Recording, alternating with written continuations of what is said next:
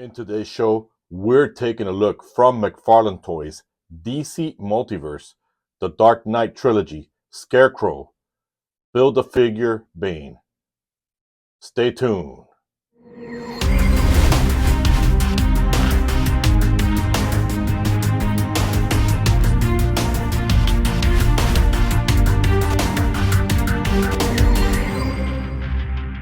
All right, welcome back to the show. Welcome back to today's show. And again, extremely excited. I've been very happy with the last reviews I've done with action figures, especially the Black Manta one. And now I'm excited because you all know, and I know that I drive all of you crazy, I am a huge Nolan fan. I love what he did with the series.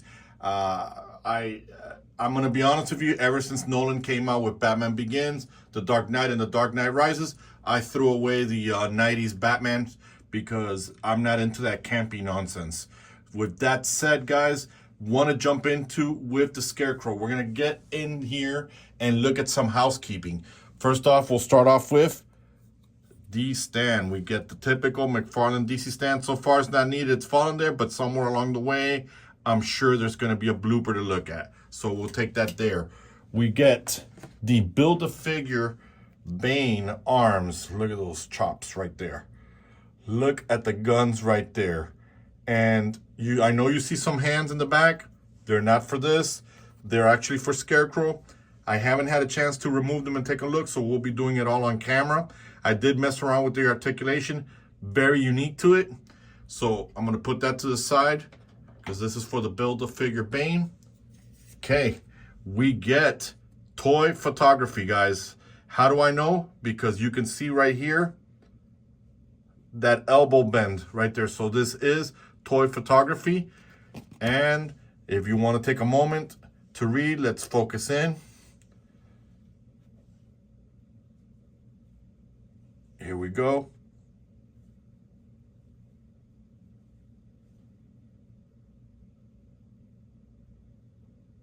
All right.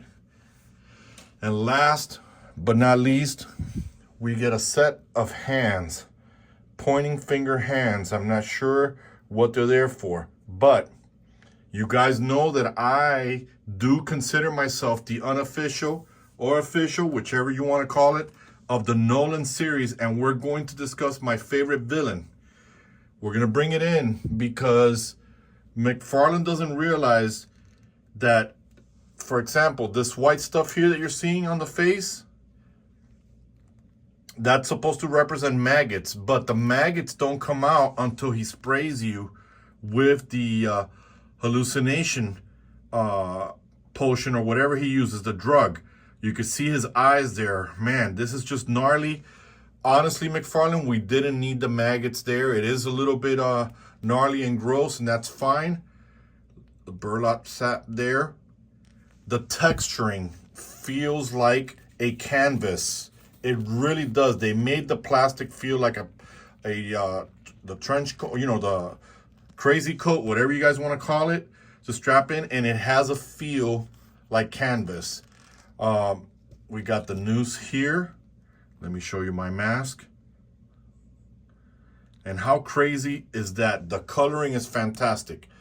Guys, here's my pet peeve, and McFarlane, once again, what you could have done, McFarlane, is this is a, you can see there, I'm squishing it. It's kind of empty because everything is in there. But McFarlane, you could have given us a burlap sack, you know, our canvas jacket with a different head sculpt of Cillian Murphy, who plays the Scarecrow, Jonathan Crane.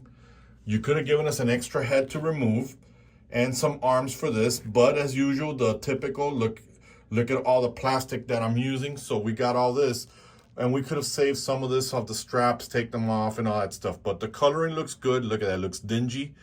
And unfortunately, guys, in the movie, in Batman Begins, there's only one scene where he's wearing all this getup, and that's at the end of the movie. And you don't really see it much because he's on a horse. He's on a police horse. So we're not going to see that in there. Now, in a few minutes, I'll take off the hands so we can take a look, but we do get a punching hand and we get an open hand. Would have been great if a mask would have been there to go on it, but I'm going to try to pull this hand off. Let's see if it does come out.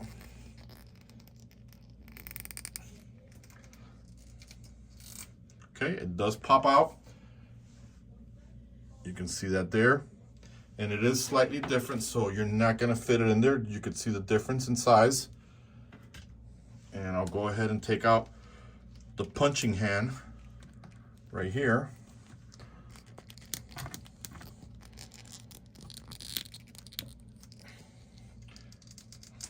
The way it's designed, it's not very good there, but again, I'm sure I'm gonna get crap for it because some of you guys have been sensitive lately and you guys get mad whenever I critique something. You know, it's almost like you're not allowed to say anything anymore. People want to cancel you immediately.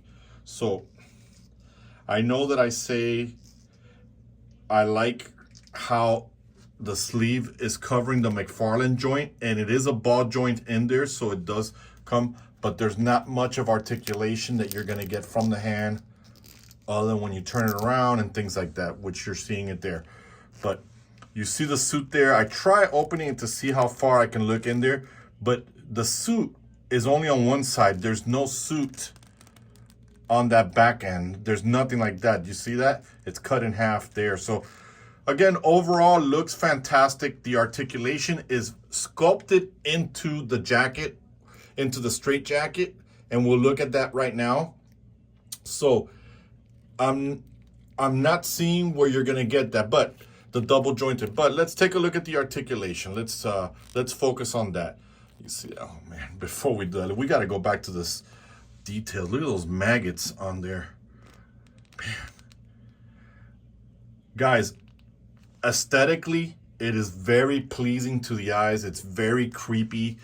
The fact that he uses formulas and poisons and things like that, and you know, things of that nature is what makes him the Scarecrow.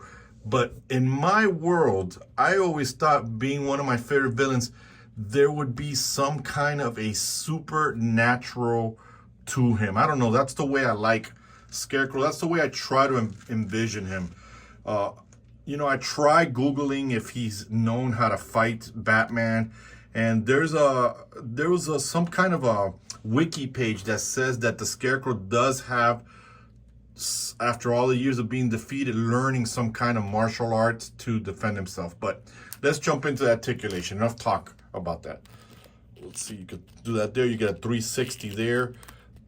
The head, yeah, just like I thought. You see the neck there, but would have been great an extra head.